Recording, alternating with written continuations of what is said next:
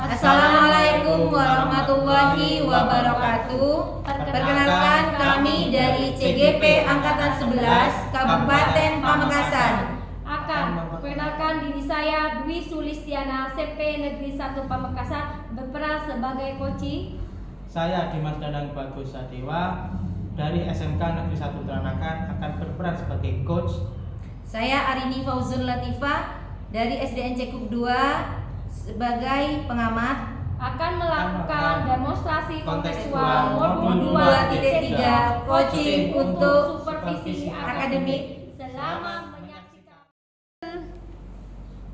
Assalamualaikum Bapak Dimas, bagaimana kabarnya hari ini? Waalaikumsalam Ibu Arini, alhamdulillah baik. Bagaimana Ibu Arini sekarang? Alhamdulillah sehat. Nah, sebelum kita melakukan coaching, sebagai awal saya melakukan beberapa pertanyaan ya Bapak ya.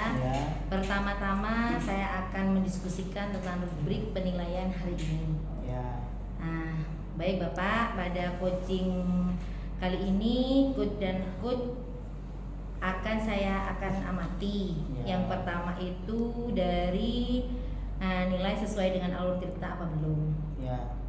Terus yang kedua, bagaimana Bapak memberikan pertanyaan berbobot kepada coach dan saya bagaimana coach tersebut merespon dan menanggapi pertanyaan tersebut. Ya. Baik Bapak, sesuai dengan prinsip yang dinyatakan. Prinsip yang pertama yaitu prinsip kemitraan, proses kreatif dan memaksimalkan potensi. Pertanyaan pertama, potensi coaching apa yang ingin dikembangkan oleh Bapak Dimas? Yang ingin saya kembangkan itu kompetensi yang pertama, mendengarkan aktif, terus kehadiran penuh dan mengajukan pertanyaan yang berbobot itu. Baik Bapak. Untuk pertanyaan kedua, kompetensi mana yang secara spesifik ingin Bapak observasi? Untuk yang saya utamakan itu adalah mengajukan pertanyaan berbobot, karena ketika saya mengajukan pertanyaan berbobot itu akan menggali banyak potensi dari coaching. Baik Bapak. Untuk pertanyaan yang terakhir Bapak, apa harapan Bapak dari observasi yang akan kita lakukan bersama?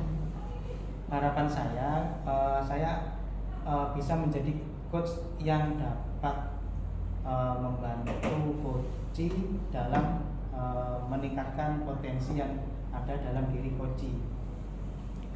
Baik Bapak, terima kasih. Demikian observasi hari ini. Selamat melakukan coaching kepada coaching ya Bapak. Terima kasih.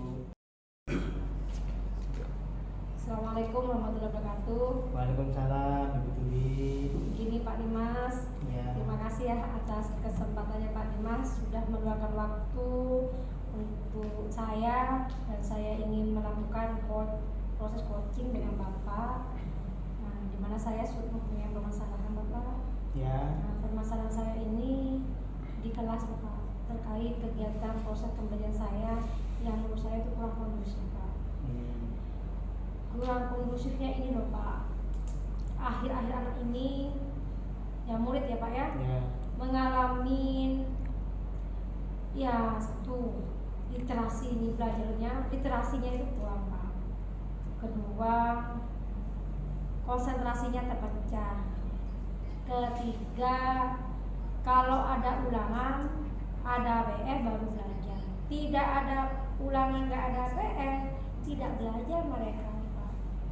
Mereka itu lebih cenderung ya dituntut harus begini, artinya kesadaran motivasi belajarnya kurang. Itu permasalahan sampai saya tuh bingung Pak, mau diapain? Oke, baik. Dari permasalahan ini, apa yang menjadi tujuan Ibu Dwi dalam memecahkan permasalahan ini? Saya ingin kegiatan belajar mengajar saya dalam kelas itu pinginnya kelas itu kondusif, kelas itu interaktif, kelas itu mengikuti pembelajaran dengan baik, penuh kepedulian dan perhatian.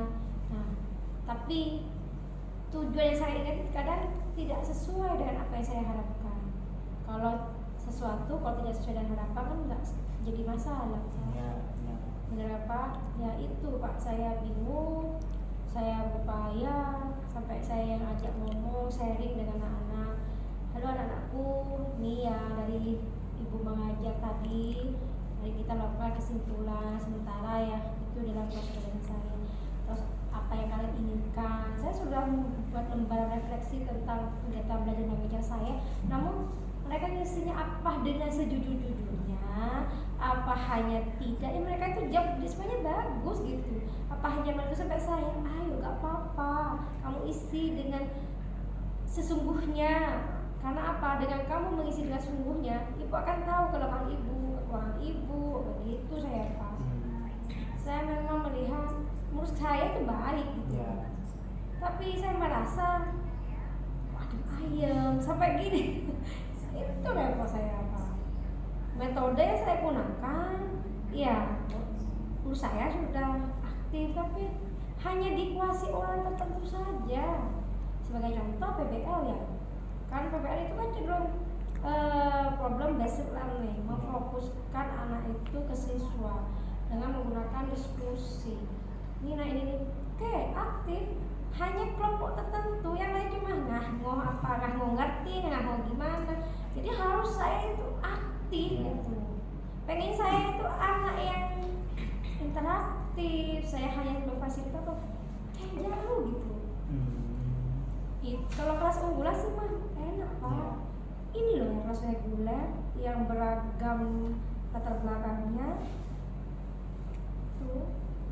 Oke, baik. Cukup kompleks juga ya masalahnya. Benar sekali Pak. Dan itu bukan saya yang alamin, beberapa guru itu sama. Kalau ngajar di S itu Bu, di kelas ini bawa, Masya Allah, satu rame. Masa saya menggunakan diam, baru mereka diam. Saya pengennya itu anak itu udah usah dimarahi, nggak dibentak, kesadaran dirinya tuh mereka muncul gitu. Saya sudah berupaya membuat kesepakatan kelas sampai gitu, beberkan nih kesepakatan kelasnya itu loh Pak. Ayo nak, apakah saya menggunakan bahasa ibu yang lemah lembut gitu, kita Pak tegas, tapi mereka itu cenderung kelas bawah itu harus tegas, nadanya itu agak nada tinggi gitu. Ayo ini, saya nggak mau seperti itu Pak. Pengen yang guru yang dirindukan oleh anak. Saya rasa kayaknya tidak, guru udah masuk seneng Pak. Baik. Terus kira-kira apa yang menjadi kekuatan Ibu Dwi dalam menyelesaikan masalah ini? Ya ada Pak. Yang saya ya Pak, kekuatan dari diri saya, satu, saya bisa membangun komunikasi yang baik dengan anak didik saya. Terus saya bisa membimbing anak saya dengan baik, dengan cara, apalagi saya kan ketepatan guru BK. Nah, saya menggali anak, melakukan sebuah identifikasi masalah dulu. Saya dekati anak, baru saya dekati anak, saya masuk, saya tarik secara pelan-pelan, lalu saya membimbingnya sesuai dengan potensi anak miliki. Memang anak itu saya akhiri Pak, harus pendekatan, perhatian, tidak semua butuh proses. Saya ingin kakak ibaratnya seperti orang jual jamu. Jamu itu kalau dikasih minum jamunya ada yang langsung sembuh. Kadang dikasih berulang kali-kali tidak sembuh. Bahkan dikasih kayak saya overdosis tidak sembuh sendiri. Kata anak itu Pak. Baik, terus rencana Ibu Dwi apa yang akan dilakukan untuk mengatasi permasalahan tersebut? Baik, rencana yang saya lakukan tuh Pak ya, salah satunya mungkin Pak ya, satu, saya akan cari atau menggali informasi tentang anak. Kenapa anak ini kok tidak kondusif di dalam kelas? Kedua, mungkin saya membuat kelompok sebaya Pak, mungkin dengan anak kelompok sebaya atau konselor sebaya itu anak akan menceritakan permasalahannya, mungkin dia lebih terbuka, mungkin ke saya lebih tertutup. Yeah. Nah, ketiga saya akan melakukan sebuah konseling, konseling individu atau konseling kelompok. Jadi akan tahulah solusinya Pak di situ dengan teknik-teknik yang saya mumpuni kebiasaan saya. Terus sebagai bentuk tanggung jawab kita sebagai guru untuk menyelesaikan permasalahan yang timbul dari siswa, kira-kira kapan rencana Ibu Dwi untuk melakukan penyelesaian masalah tersebut? Kalau saya pengennya secepatnya Pak, karena masalah itu kalau ditunda-tunda semakin banyak, lebih cepat lebih baik. Terus dan juga saya harus evaluasi diri, kemungkinan faktor permasalahan itu bukan dari anak saja, bisa dari saya juga, mungkin metodenya kurang menarik atau apa, tapi saya juga melakukan diskusi dengan rekan sejawat saya, Bu ini gimana, nah terus teman saya juga ikut, ternyata sudah bagus. Anak sempat kemarin saya tanyakan Pak ke anak didik salah satu saya di kelas bawah itu, Cok, nak kamu kenapa akhir ini gak konsen, kok bikin gaduh, lempar sini lempar situ. Ternyata dia punya problem Pak, masalah keluarga. Akhirnya saya tarik, gini aja, kan sekarang ini kan ibu ngajar, nanti jam kosong kamu dan ibu ingin bicara lebih jauh. Nah tentunya kalau sudah ada kesepakatan antara saya dengan siswa, konseling Pak. Ini satu anak yang saya tarik. Kenapa? Ilmu saya itu pemicunya. Sehingga kalau sudah lempar yang lain ikut, sambung menyambung Pak. Kayak soal itu, lagu sorak itu Pak. Saud sana saud sini, bang. Saya itu harapan loh Pak ya. Ya itu unik. Ya benar. Jadi setiap siswa itu punya karakter sendiri ya. Jadi kita harus benar-benar memahami karakter siswa, terus bagaimana kita men-treatment siswa itu sendiri agar siswa itu menjadi pribadi yang lebih baik. Nah, terus yang selanjutnya posisi Ibu Dwi sekarang kalau dihitung dari angka itu di angka berapa? Kalau saya posisi angka saya Pak 7, tapi saya ingin meningkat lagi ke angka 10. Luar biasa ya Pak ya? Luar biasa. Iya, harapan tidak apa-apa Pak, karena berhasil atau tidaknya mau temu di budi Pak, belakangan aku saya. Penting saya seperti saya usaha. Iya. Berhasil atau tidaknya apa kata takdir, yang penting upaya dulu. Saya bilang gitu Pak. Jadi harapan kita sebagai guru juga memang menginginkan hasil yang paling maksimal, paling mentok lah ibaratnya seperti itu. Nah, jadi kami sebagai rekan kerja, sebagai pimpinan juga akan mendukung penuh segala upaya Ibu Dwi untuk menanggulangi permasalahan tersebut. Dan saya harap upaya-upaya tersebut dapat menjadi contoh bagi guru-guru yang lain dan dapat menjadi sebuah kegiatan rutin sehingga untuk mencegah permasalahan itu tumbuh kembali. Ya, terima kasih Bapak atas dukungannya selama ini. Ya, apakah masih ada yang ditanyakan Ibu Dwi? Saya rasa cukup Pak, hanya masalah itu aja. Dan saya coba terima kasih dengan saya mengeluarkan unek-unek saya terkait mengajar. Nah, saya jadi lega Pak. Apalagi Bapak selaku pimpinan saya, mungkin ketika nanti Bapak ada waktu lagi, Bapak tidak segan-segan ya menerima curahan saya gitu, sehingga saya dikirim ke Bapak ini untuk ya mencari solusi juga. Terima kasih banyak Pak ya. Ya, jadi ya semoga dengan ada sesi coaching seperti ini bisa meluapkan apa yang menjadi permasalahan di hati para guru. Nah, kita juga berupaya untuk saling membantu, saling mendukung untuk mewujudkan sekolah yang ramah anak, lingkungan dan lain-lain seperti itu. Mungkin itu yang bisa saya sampaikan. Mungkin kalau nanti ada permasalahan lagi, ingin dikonsultasikan lagi, kami siap menerima. Baik Pak, terima kasih. Berhubung saya sudah jamnya masuk Pak ya. Saya mau kembali ke kelas saya. Baik Pak, terima kasih. Assalamualaikum. Waalaikumsalam. Assalamualaikum Bapak Dimas. Waalaikumsalam Ibu Ari. Wah, Bapak Dimas tadi sudah melakukan coaching dengan baik ya.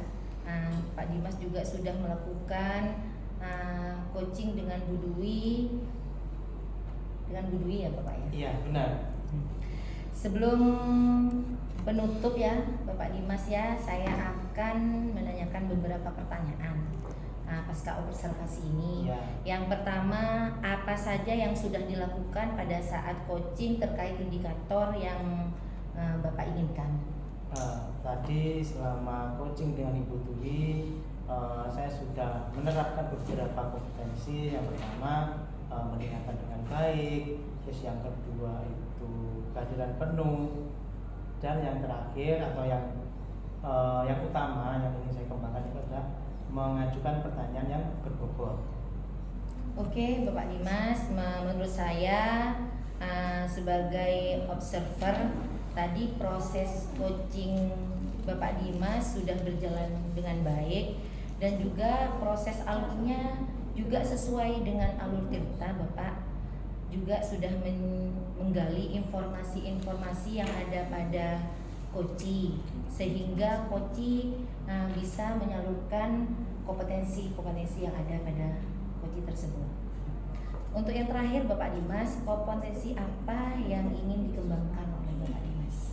Kalau untuk pengembangan ke depannya, saya memang ingin mengembangkan semua kompetensi. Karena apa? Karena dalam menangani setiap permasalahan itu pasti ada beberapa macam permasalahan yang timbul dari coaching itu sendiri. Maka dari itu saya akan berupaya untuk terus melakukan metode coaching ini, dan harapan saya juga potensi yang ada dalam diri coach itu bisa terangkat. Baik Bapak Dimas, terima kasih atas pasca observasi hari ini Bapak Dimas. Saya sampaikan terima kasih. Assalamualaikum warahmatullahi wabarakatuh. Waalaikumsalam warahmatullahi wabarakatuh.